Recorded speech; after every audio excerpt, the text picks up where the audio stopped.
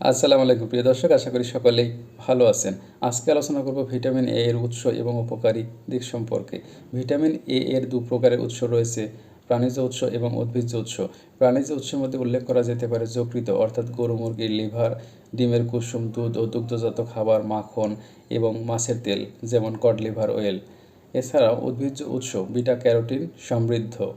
এর মধ্যে উল্লেখ করা যেতে পারে গাজর, মিষ্টি কুমড়া, পালং শাক, লাল শাক, মিষ্টি আলু, পেঁপে, আম এবং লাল মরিচ। চলুন এবার দেখে নেওয়া যাক এর কী কী উপকারী দিক রয়েছে। দৃষ্টিশক্তি, রাতকানা রোগ প্রতিরোধ করে এবং চোখের স্বাস্থ্য ভালো রাখে। ইমিউন সিস্টেম, সংক্রমণের বিরুদ্ধে দেহের রোগ প্রতিরোধ ক্ষমতা বৃদ্ধি করে। এছাড়াও ত্বকের স্বাস্থ্য, ত্বকের কোষ পুনর্গঠন ও স্বাস্থ্য বজায় রাখতে সহায়তা করে। বর্ধন ও বিকাশ, শিশুদের শারীরিক ও মানসিক বৃদ্ধিতে সহায়ক ভূমিকা পালন করে।